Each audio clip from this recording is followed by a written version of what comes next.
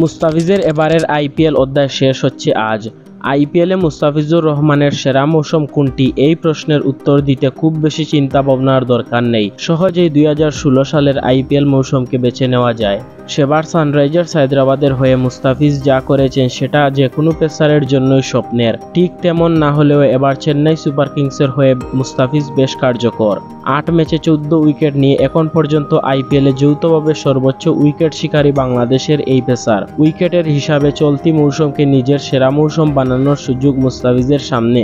2016 সালে সানরাইজার্স হায়দ্রাবাদের হয়ে 16 ম্যাচে 17 উইকেট নিয়েছিলেন মুস্তাফিজ, অর্থাৎ 17 উইকেট ছুঁতে এবার তার প্রয়োজন মাত্র 3 উইকেট, ছাড়িয়ে যেতে প্রয়োজন 4টি।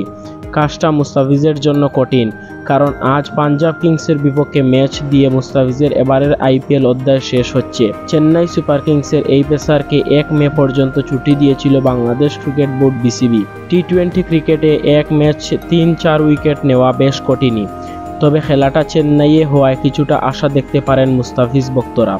এবারের মৌসুমে 5 ম্যাচ খেলে চেন্নাইয়ের এমএ চিদাম্বরম স্টেডিয়ামে 11টি উইকেট নিয়েছেন মুস্তাফিজ। সর্বশেষ ম্যাচেও উইকেট নিয়েছেন 2টি। মুস্তাফিজ আজ উইকেট না পেলে এটি হবে উইকেটের হিসাবে যৌথভাবে তার দ্বিতীয় সেরা মৌসুম। এর আগে 2021 সালে রাজস্থান রয়্যালসের হয়ে 14 ম্যাচে 14 উইকেট নিয়েছিলেন মুস্তাফিজ। এবারের মৌসুমের প্রথম ম্যাচে চেন্নাইয়ের হয়ে 4 উইকেট নিয়েছিলেন মুস্তাফিজ। শেষটাও কি এমনভাবে রাঙিয়ে দিতে পারবেন মুস্তাফিজ?